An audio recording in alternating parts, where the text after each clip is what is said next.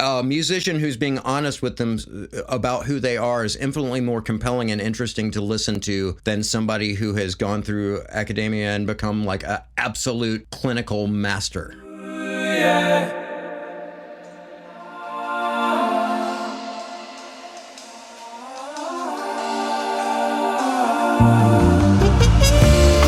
Welcome to the Gig Boss Podcast, where musicians go to learn how to navigate the new music economy. My name's Adam Meckler, and it's my mission to get you the tools to have a thriving career in music. And to that end, we've got Paul Taylor on the show today. Paul is a multi-instrumentalist and recording and touring artist out of Memphis, recently somewhere else. We'll talk about it a little bit.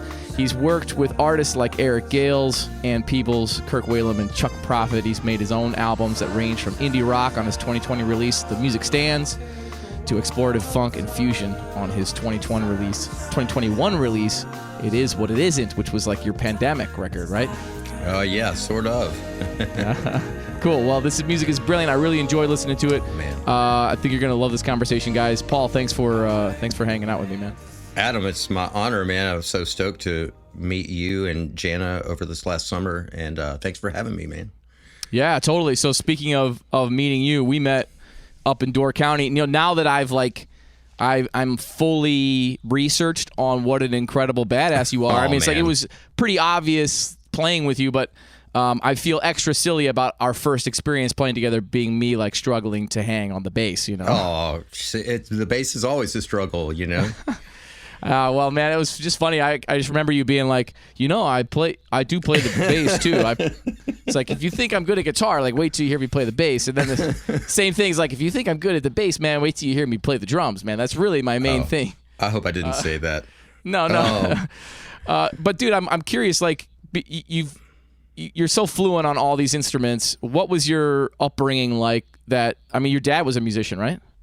Yes. Well, I kind of had two sets of musician dads because my biological dad was a great vocalist and guitarist and recording engineer.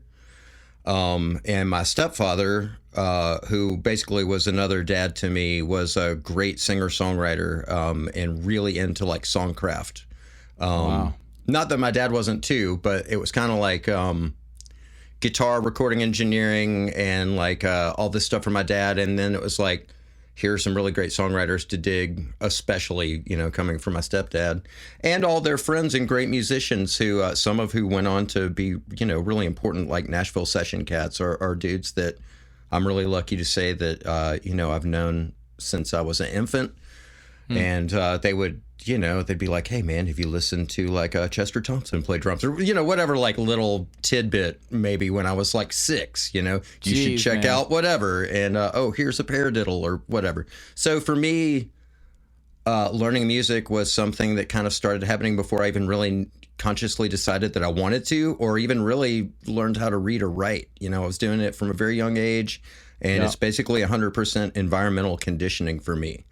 Yeah. I had a question, like, do you think it's nature or nurture? I mean, I think about this a lot as an educator of music, is like, you know, a lot of my students come into Michigan Tech and they come from real small towns, small programs, not a lot of musical experience, and I'm seeing them grow exponentially while they're here.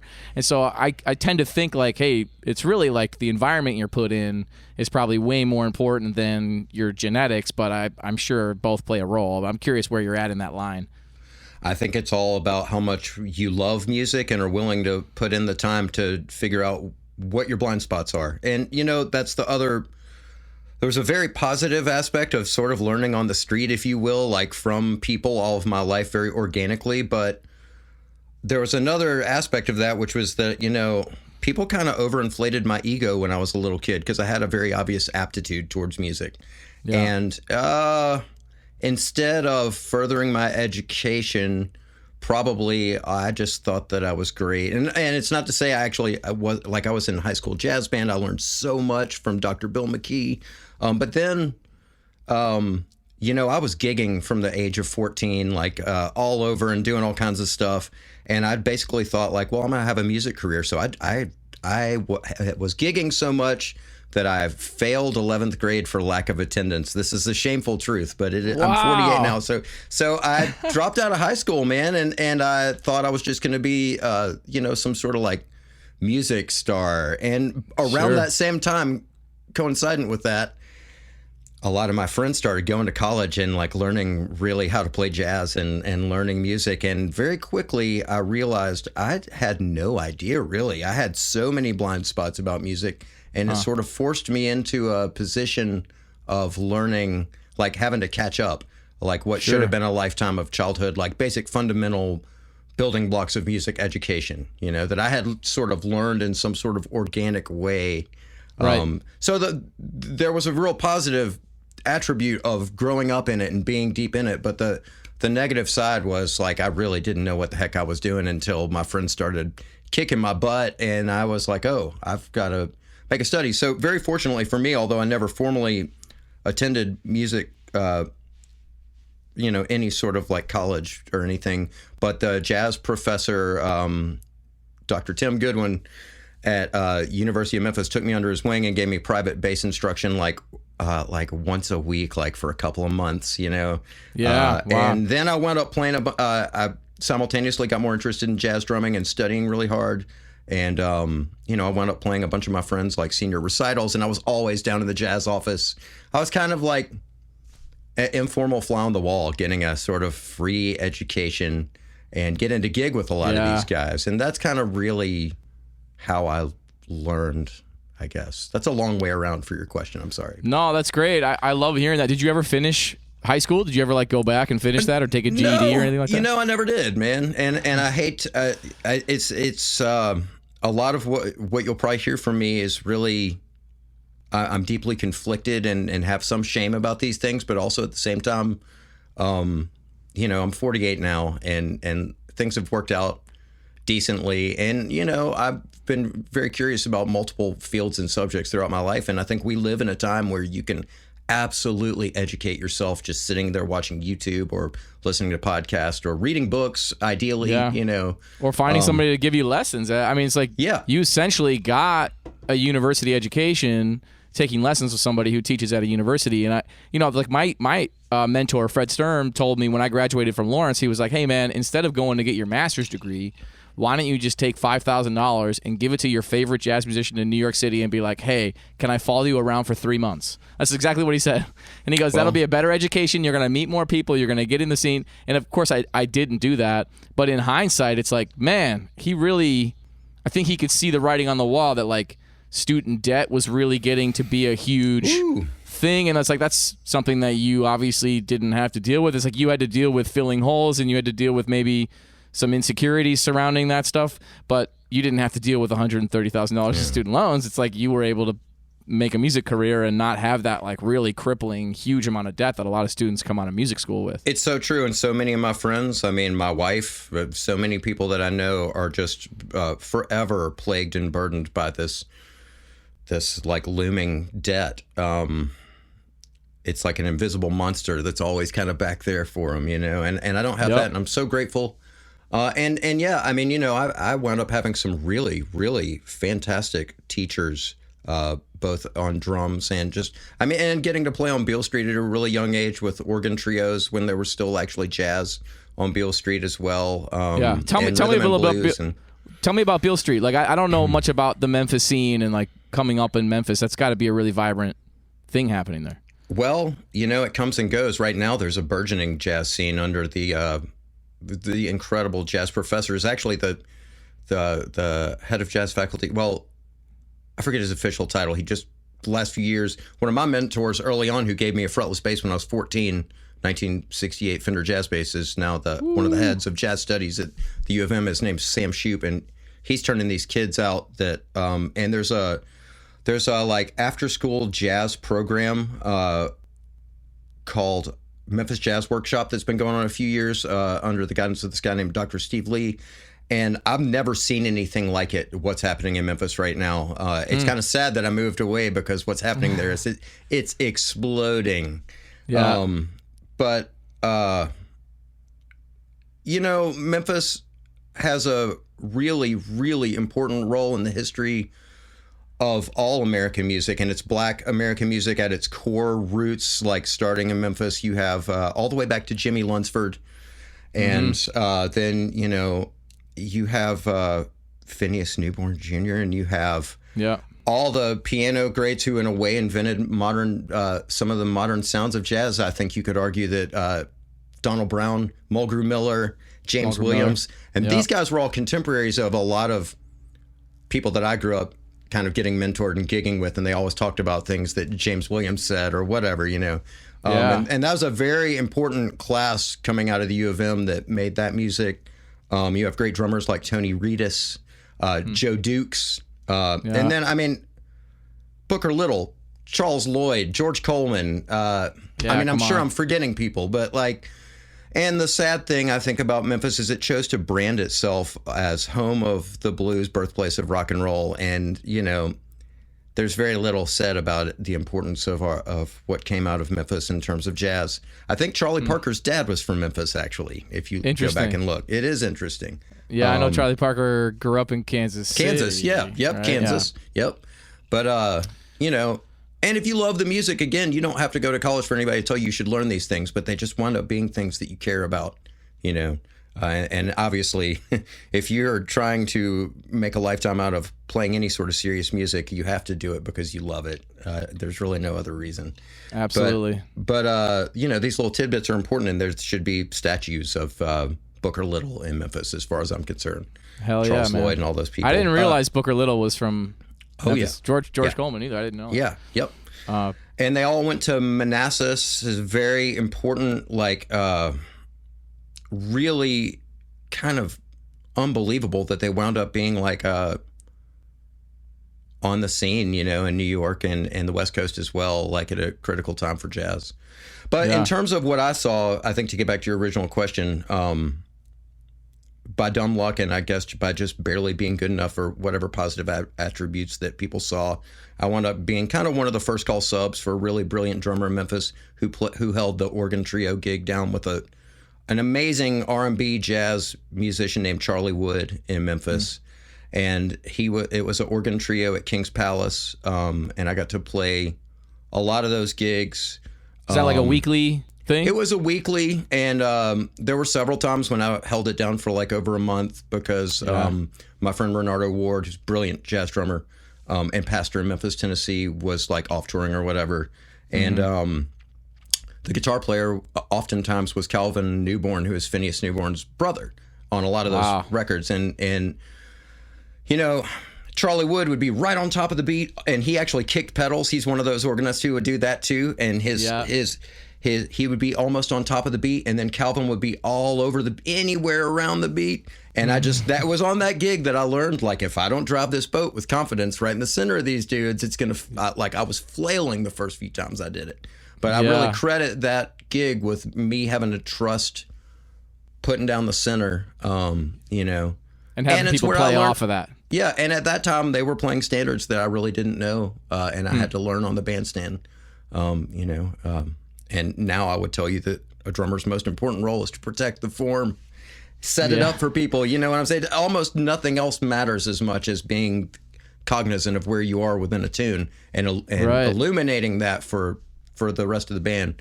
But, you know, imagine being on the bandstand, a young, nervous kid with these masters and not really having that together yet, you know. And it was trial by fire. I got my ass kicked.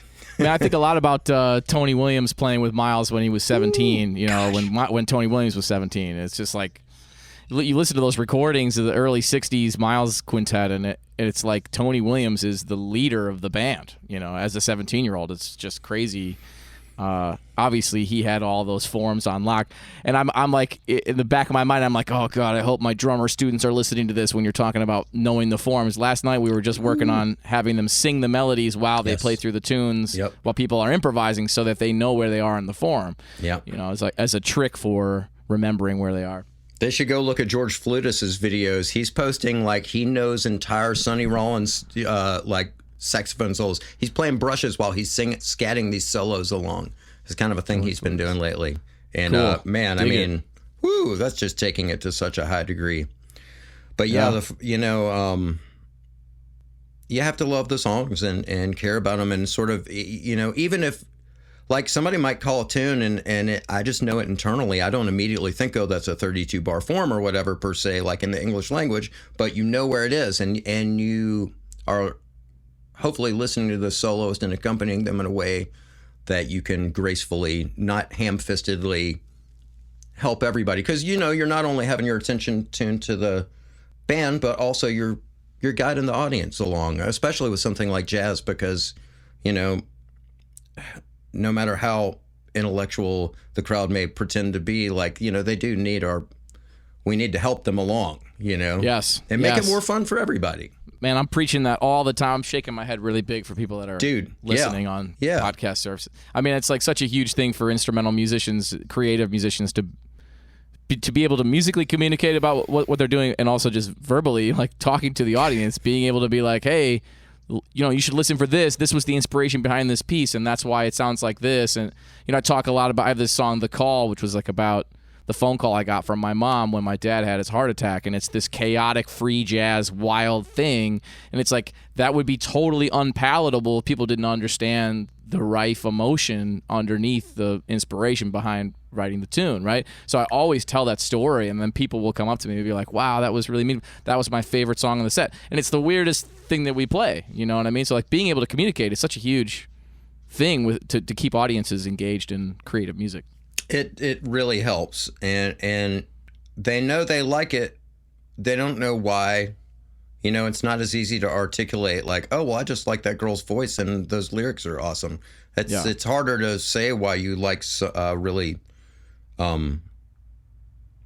complex yet beautiful like chord progression or song structure or something, for the layman. We're talking a lot about jazz, but you're also a songwriter. Like you wrote all those songs. Did you write all the songs and play all the instruments on the music stands? Yes. Most of my records are, it's rather unfortunate in some ways. I listen to my earlier records, which we won't talk about, but because I played all the instruments and then singing everything, sometimes I think that it's so much better to make music with other people. But because I grew up doing it, my dad was helping me record songs in first grade about girls I had crushes on in first grade. Like he was helping me 4-track in rooms that are just like this. I've always had a home music room where recording, and so that became like my process. And a lot of times even songwriting sort of happens in that process for me. Sometimes it happens just in an acoustic guitar in a more traditional way, but that's a huge part of me. And as a matter of fact, I've put some time, maybe more time in the last 10 years into really trying to legit be able to play like bebop language and know jazz standards. And it's a whole new bag as a guitarist for me. Like I'm doing solo acoustic jazz gigs or like at least background dinner music where sometimes I play standards. But I want to say first off, I'm speaking out of class to say anything about jazz music. Because I'm a more like just a musician who loves music, and I'm not. I think that it's kind of like Hindustani music or any very classical music. To really be a master, you have to dedicate your life to that tradition. Yep. And my one of my mentors and teachers is a very great jazz drummer, a very important man named Alvin Fielder, and he straight up said, "Paul, you're jack of all trades and a master of none." And it really hurt me at the time. I was in my early 20s, but the more I thought about it, I got more comfortable with that, because ultimately what I'm interested in doing, and this is where like kind of conversely to how much your podcast is about like all the things you do to do it right, to make it, maybe my thing is sort of opposite, but I had to kind of let go and realize that I'm sort of here on this planet with a unique journey in relationship to music.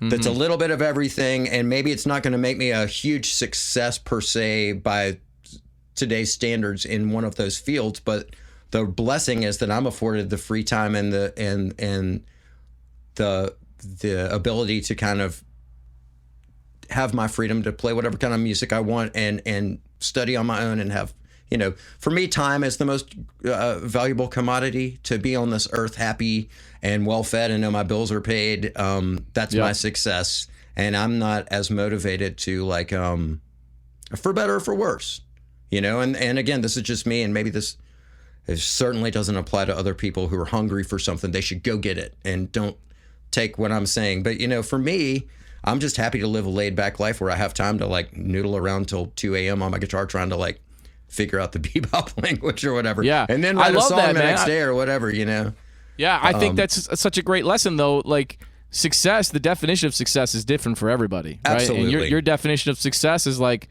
can I pay my bills? Can I live somewhat? Can I eat? Do I have a full stomach? Can I noodle on my guitar until 2 a.m.? Can I play gigs all the time? Like that. That's what I want to be doing. And if the answer is yes to those questions, then like, yeah, that's success, right? You know, like not everybody's seeking fame, and I think it's like fame is such a passing fancy. It's this massive idea. And it's like we shouldn't be seeking fame. We should be seeking consistency. We should be seeking consistent work, showing up every day, like picking away and then falling in love with that process because that's success ultimately, right? Yeah. Well, it's like, there's so many elements that I could speak to about that. Like I love and pride myself in being overly prepared even for a one-off gig. And I learned the hard way just from when I was young and dumb and thought that I could. So many people rest, and this was true of some Memphis legends that I played with, like including drummers. They rest on their reputation because people tell them they're great, and then they show up on a gig and just think they can feel their way through it. And it's so disrespectful to the other musicians' time and to the music itself and to the spirit of the music. And to me, learning the music, being prepared is something that I've worked really hard towards. And just to me, the fact that I could say now that I could do that is a level of success. It's not even about, and if you care enough about those kind of things, then, I would back up and say that you have to look at where we are in the scale of humanity in the last 150, 200 years with the invention of electricity, the printing press, recording technology, radio. These are all an anomaly. They're a blip in the scale of human evolution.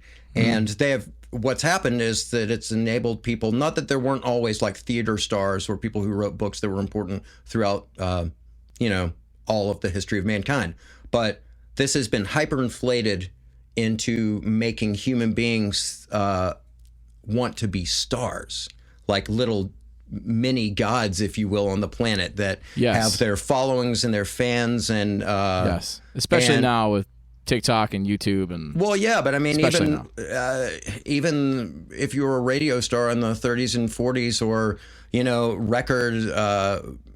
your records were selling in the 60s or whatever, it's the same kind of it's not that it's a bad thing that it's possible, but and it's not even a bad thing because we get to enjoy all the music, but the other side of it is that it kind of went up and the music industry rose and rose. And then when social media started, and streaming, this whole thing that we were taught you're supposed to strive to be, like this very successful star, has now the playing field is sort of leveling out because there's this great leverage called TikTok or Instagram. Yeah. And by the same token, it's as oversaturated as anything you could ever see. You are but a drop in the ocean of people who are trying to become the next hot Instagram neo soul Instagram guitarist or whatever. Man, I've tried to play that game a little bit and it wore me out. I basically came back to the conclusion that I can only be me. There's so many people out there who are hungry for it and trying to do all these other things, but my definition of success is to put out work that I'm proud of. And if only a few people hear it, that's fine. My definition of success is if at 2 a.m. sitting on my couch with my dog, I successfully navigate through a bird blues without playing a bunch of cliches. You know what I mean? And it's not to say that other people, well, again, I'm older. I'm 48 years old and maybe I'm seeing it through a skewed lens because I'm old enough to remember when there were still record deals and publishing deals and all this old school thing to be had that sort of,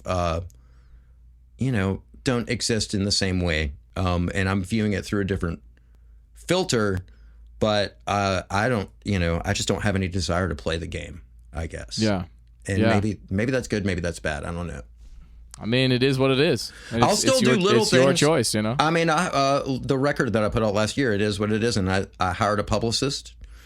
And I saw you got a bunch of reviews on that, and it's such a great record. And listening to the 2020 and the 2021 back to back, just to hear your songwriting stuff and your singing and your lyricism and this like beautiful like this like Beatles-esque and like Steely Dan a little bit and like then your fusion stuff. I'm just like rocking out. Jack of all trades, master of none. So, yeah, I was gonna say earlier, isn't there more to that quote? Isn't the rest of that quote like it's better to have more things going on than just to be good at one thing or something like that? I think there's a second half to that quote, that old quote that actually says that it's good to be a jack of all trades. Maybe, and in this day and age, I mean, and I think Miles Davis saw this. That's why he hired people like Tony Williams, because he heard new sounds. He knew the music had to grow. And that, a musician who's being honest with them about who they are is infinitely more compelling and interesting to listen to than somebody who has gone through academia and become like an absolute clinical master. Yeah, that's why a lot of those people don't end up having careers in music. Well, and it's very unfortunate, but they become jaded because it's very, very hard and competitive to be valid, to get the validation you seek as one of those musicians, and to be successful and to be able to make a living at it. And so you wind up taking wedding gigs or playing with what diehard jazzers call pop gigs or whatever, and like you become jaded and bitter and cynical. And I just feel grateful that I see music more as one big thing, that has very specific dialects that I'm interested in dabbling in, Yeah. And very cool. It is for better or for worse, because I couldn't hang on a really serious, like straight ahead, like burning New York gig. I probably could as a drummer, maybe as a bass player, but certainly not as a guitarist, I mean, I could fake my way through an easy gig, but I'm not trying to pretend that I'm one of those people. And that's okay, Yeah, yeah. So the full quote is, "A jack of all trades is a master of none, but oftentimes better than a master of one." Ah, see? Well, that's beautiful, It's the full quote. Well, and Alvin, he told me I could swing, and he was very, very helpful to me. And I got to play with him as bass player, but he also schooled. I mean, you would spend hours on the phone with this guy, and he'd be like, "What do you know about?" He'd call out all these random drummers, and you should be listening. And here's why Frankie Dunlop, the way he played Monk's tunes, is so important. Or like little things that he would disseminate that were life changing. And he knew that. I don't think he would have said those things to me or disseminated that information to some young kid if he didn't think that I cared.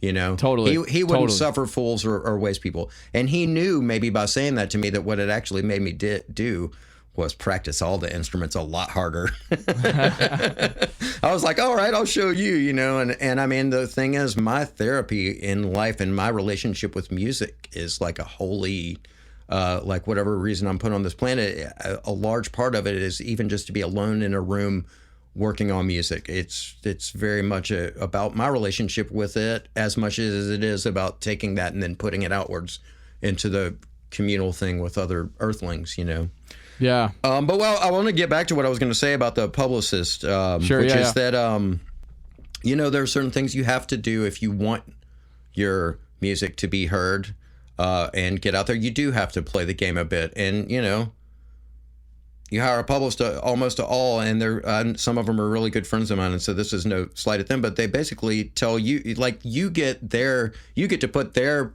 press thing at the top of a bio that you write.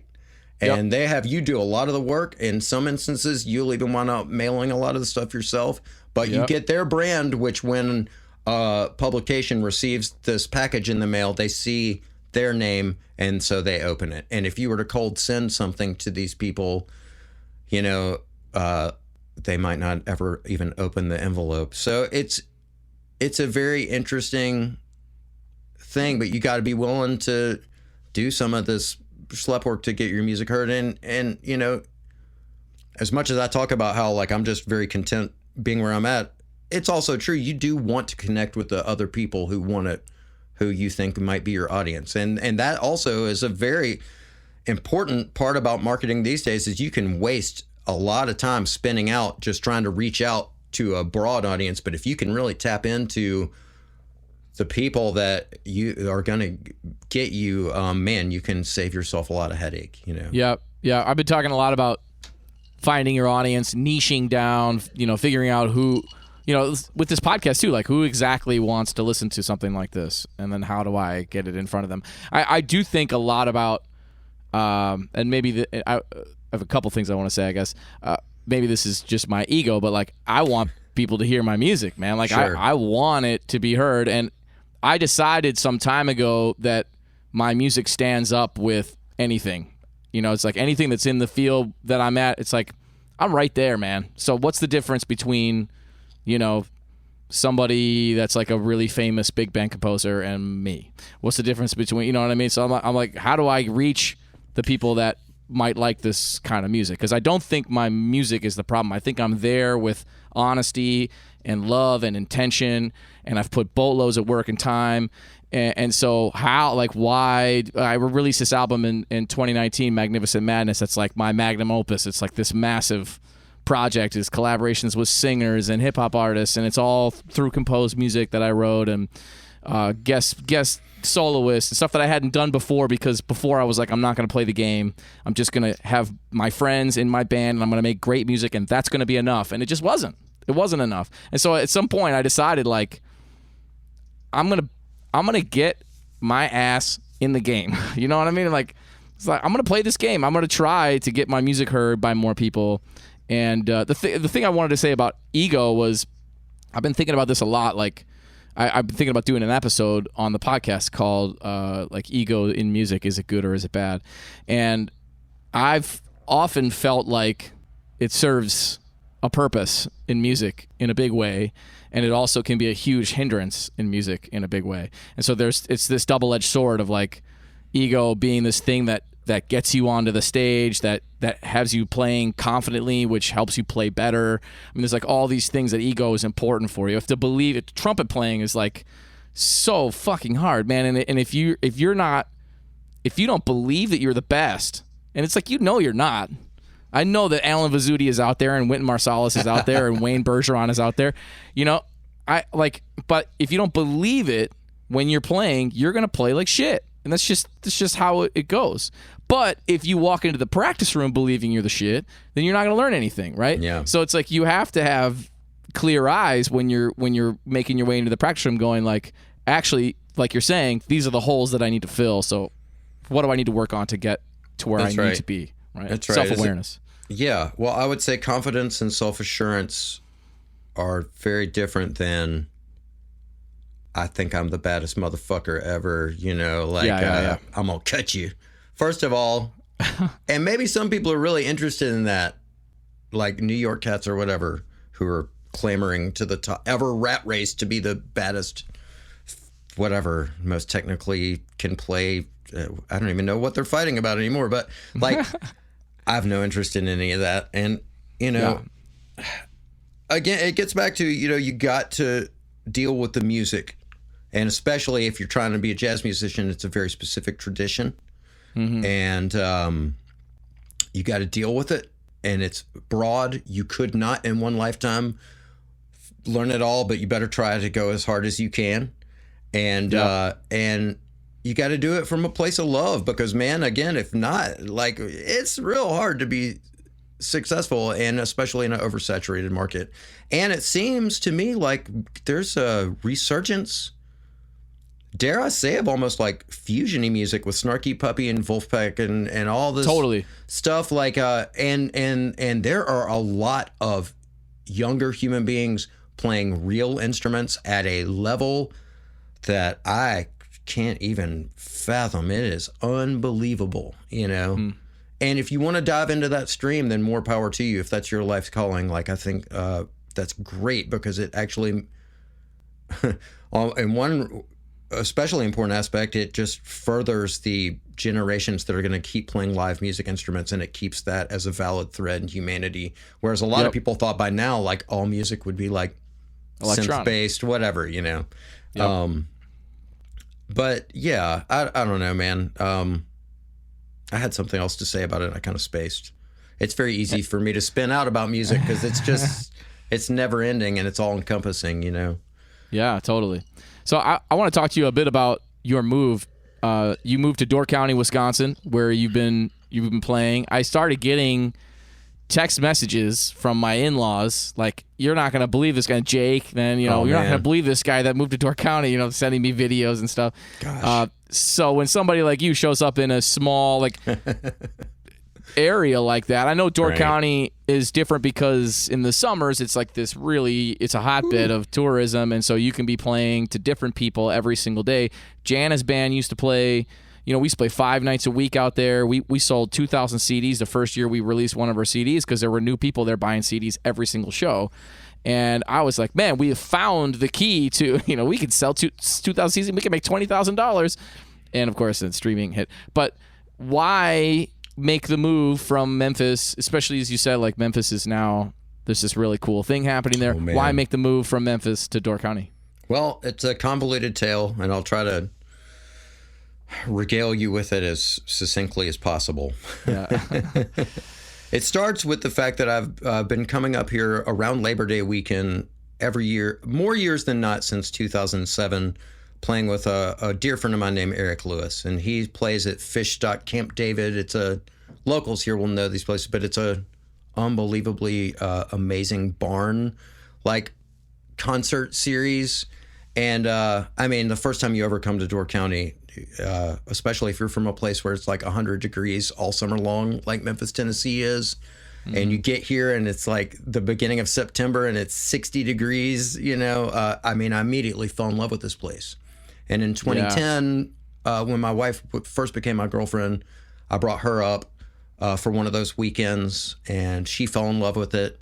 We wound up eloping sort of one of those, like in 2013, I came up to play, but we also got a little cabin on a small little island off the lake, and I had we got married. I had to go pick our officiant up in a pontoon boat and bring her there and then take her back, It was very low key. And we always thought wow, this is really where the dream is in terms of if you love nature and being on the water and it feels like, well, actually the truth of the matter is there's a really bad syphilis outbreak up here, and people play free jazz all the time. You don't want to come here. Not at all. It's a horrible place to live. No, I'm just kidding. Yeah. Well, it certainly doesn't need more people in the summer, that's for sure. Well, yeah, it's getting out of control. It's in some of the little townships. And you have to, for people who don't know, just look at a map. Wisconsin, if it's a mitten, there's there's the thumb, and that's the peninsula that's Door County above Sturgeon Bay. Northern Door County is like living on a magical island that basically I would say is kind of like hill country Mississippi farmland. Lots of cows, lots of corn, and that's surrounded by what feels like an ocean on either side, but there are no sharks and jellyfish in that ocean, and it's fresh water. And it's a magical place that you'd be a fool not to want to figure out how to be here. So back to my Memphis life, which was, oh man, I just had such an amazing, non-denominationally speaking, blessed life of playing drums in the funk and soul, Afrobeat, high life bands.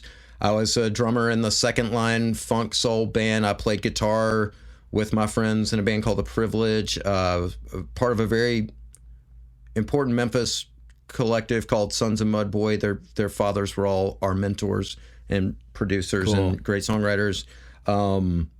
I got to play guitar for the last 5 years in the Reba Russell Blues Band, and I had a whole career as a bass player, and still did that. Basically, I was gigging my tail off, oftentimes,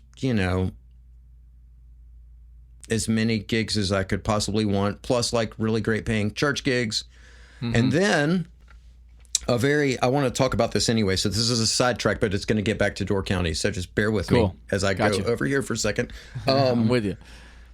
There was all my life in Memphis, there's a giant Sears warehouse building that sat empty from late 80s, early 90s into the around 2018 when they opened this building, or this thing, but it became, there's a art organization in Memphis called Crosstown Arts, and they somehow through grants and all this stuff, they revamped this building, which is the size of like the Empire State Building if it was lying outside. It's kind of like the Mohawk in Buffalo. It's just a massive building that my whole, like, as a kid, we would break in there with our BMX bikes, and like, it's right there in Midtown Memphis, right by where I grew up.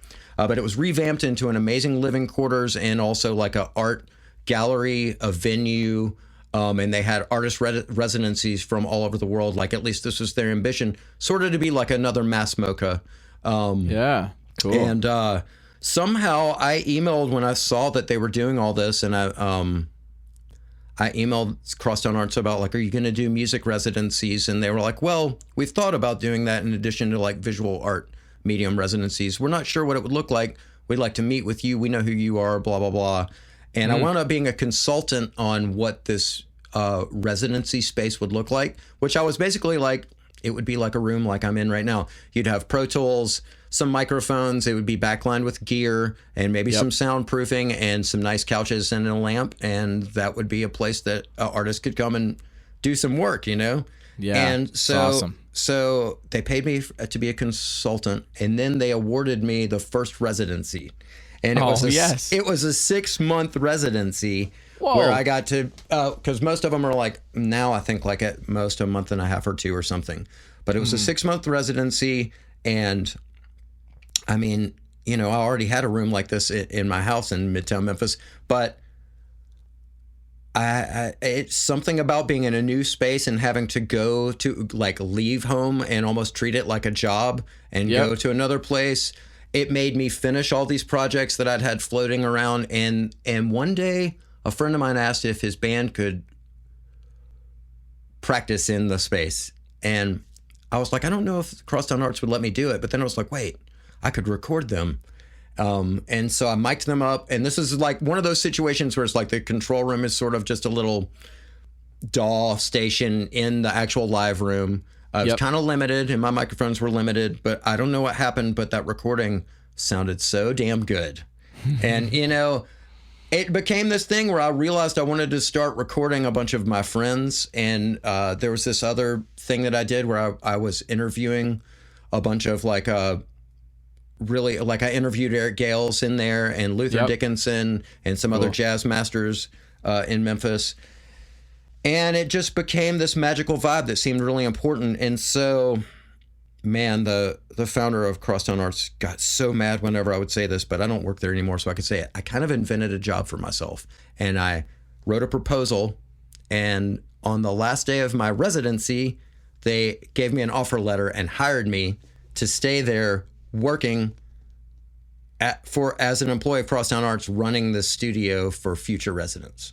Wow. And so that was early 2018 all through then. I think, I came that early September up to Door County to play the show. And when I came back, my first day as an official employee at Crosstown Arts running the studio. And I was there all the way through until the pandemic, recording people and helping. They also have an amazing venue that was just getting better and better. Like, I would help MC the shows and help artists come in. And we're talking like they were bringing people in like Julian Lage, Mark Ribot, like very serious people were coming. And the pandemic, of course, did what the pandemic did, and nobody could foresee how serious it was going to be. And I guess it was in March of 2020 that we all went home. And Crosstown Arts is amazing, and they kept us on. They kept paying us for like a month and a half or 2, and then they signed up like a mass unemployment, like furlough situation. And then finally, when it just looked like there was no end in sight, they were like, man, we're really sorry, but like, we just have to let go like of 50% of our staff right now. You know, there's nothing we could do. And so that day when I got that call, I went on a walk with my dog through this beautiful park that was right by my house called Overton Park. It's a place where I've spent a lot of time, and actually a few of my records are dedicated to the Old Forest Trail. But I took one of those peace meditation walks, and when I came back, I says to my wife, I says to her, you know what? Why don't we just go try and hide out in Door County? And so, after my life, like that was kind of, if you could even call the job at Crosstown Arts like a square day gig, but it was my first like salaried, like insurance, like real, like, and Crosstown Arts, oh gosh, you just got to look it up online. And I mean, what's happening there is unbelievable. And to be we'll part link of it in the show notes for people listening. We'll link to be on the ground Arts. floor of it, it was such a, again, man, just such a like blessing. It was a hard pill to swallow that it was maybe over, but I took it. And, 2020, if you're smart, I mean, I'd written for some grants and had some loans and things to ease like the burden of basically my life being put on hold. Because, of course, every band, like 6-7 bands that I played with, every fucking gig was gone. And so we just took the opportunity, and in a way it facilitated us getting up here. Immediately, my wife looked in Memphis online at the Door County Peninsula Pulse, and there was a winter cabin for rent right on the water for $800 a month, starting November 1st through like the end of May. Yeah. And so we contacted that lady, who incidentally is now a dear friend of mine and just a wonderful person. And we wound up, through a series of rentals up here. And as things eased up at the beginning of last year, we just decided like, this is home for us. We've been embraced by the community. Yeah. Slowly but surely, as the pandemic has eased up, my life has become just the same, if not somewhat more, incredibly gig-tastic up here. I've had more work than I need. It's been hard to learn to say no because everybody up here is so fun to play with. And but man, I've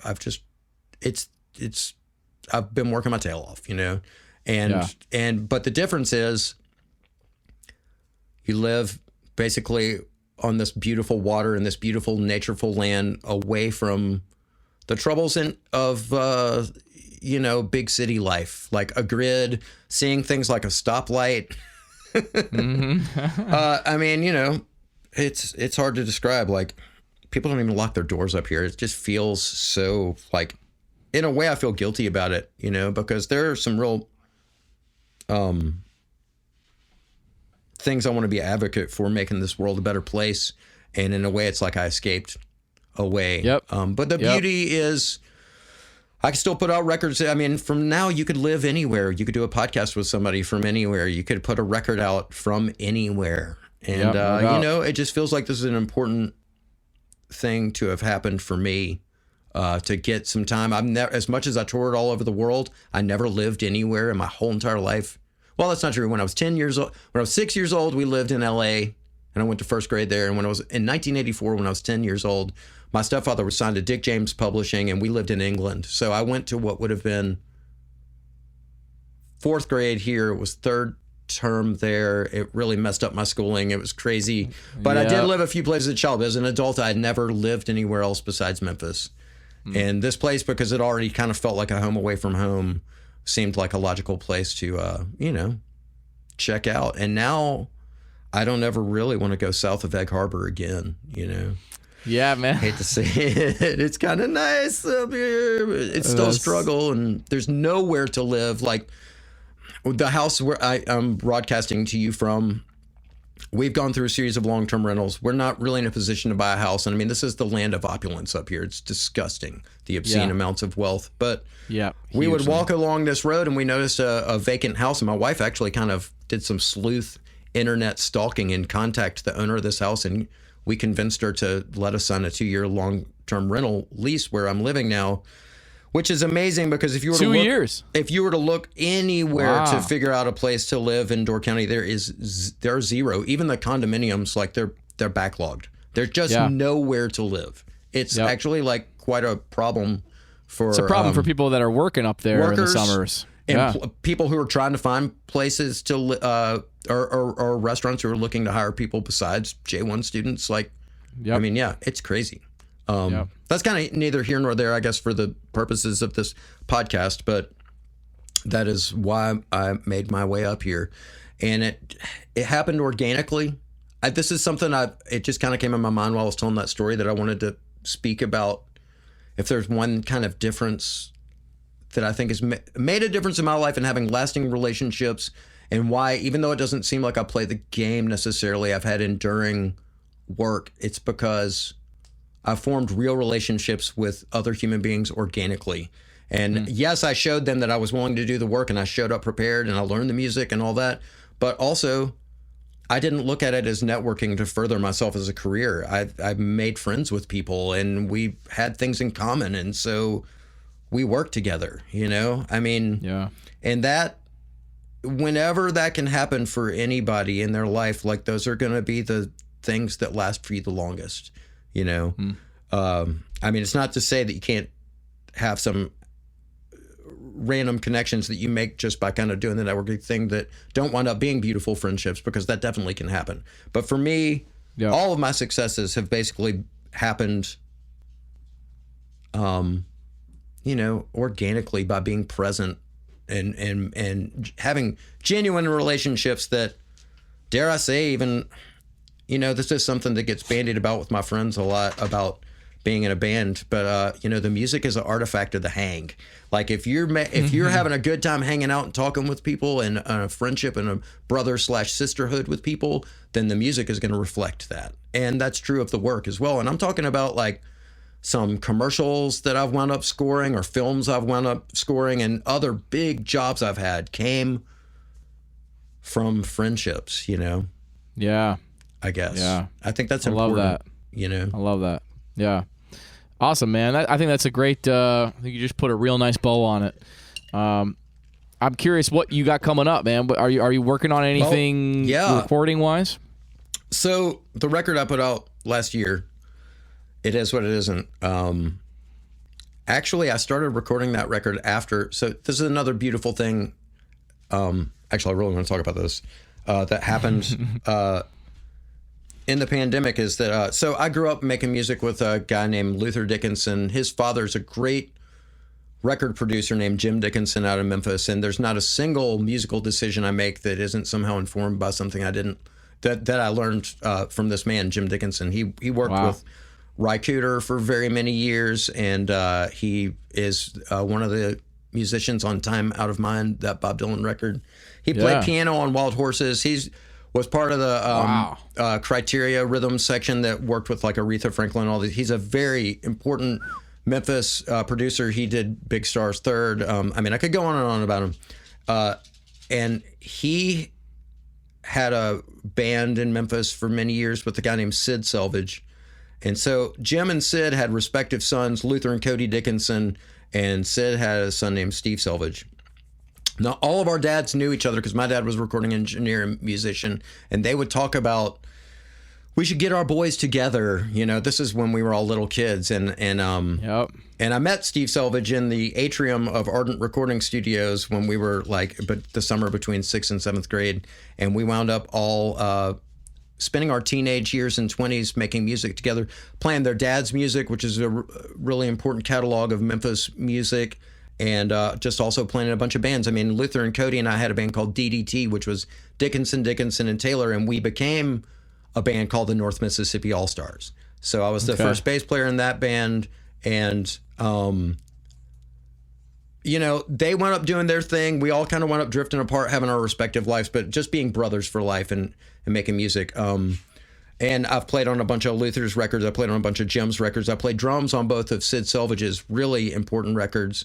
And Steve and I, you know, Steve and Luther and I, we've always played, a lot of their dads and my dad all passed away, and we kept up the tradition of Sons of Mudboy and the Neutrons by forming a project called Sons of Mudboy, which is keeping that music alive. Cool. And as a matter of fact, I may be the world's only Grammy-nominated washtub bassist because of a record that Luther put out by Sons of Mudboy when the year that his father passed away. Anyway, all that to say, pandemic comes, and I get an email from Luther saying, hey, you should join this video messaging app called Marco Polo. Me and Steve are on it. And by the way, here's some tracks bass tracks I put to a BPM. You want to record some drums on it. And so what actually happened for me before we moved to Door County in the summer of 2020 was that me and Luther and Steve made an instrumental funk record. It's hard to just say it's funk.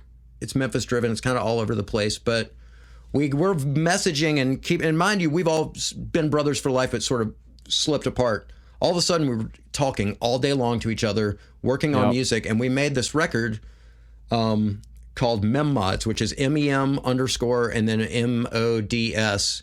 There is an Instagram page that's coming out, and so my friend Steve's dad had a record label back in the day called Peabody Records, and a bunch of important records. Alex Chilton, Like Flies on Sherbert, a bunch of others. And so Steve decided he would resurrect Peabody Records. I'm actually wearing the shirt, I realized. Yeah, there you go. On the screen. And this record that we made together before I made It Is What It Isn't, is coming out in February of next year. The first single is about to be released in October. And I think the second one is released like in December. So I forget, there's 3 singles that are coming out in the interim between October and when the street date of the record drops. Awesome.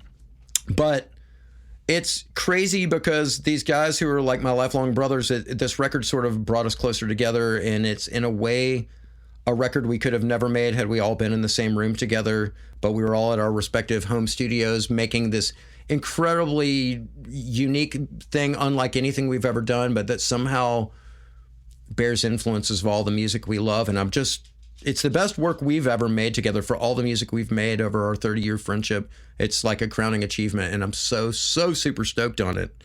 And when we were done, the funny thing is that like I wound up with all the energy I had left over is actually how I wound up making It Is What It Isn't. I just kept recording when we were done. Because you were just fucking pumped. I was on fire like, with it, going. man. And so like the enthusiasm awesome. You probably hear on that record is from the high I was from making this other record.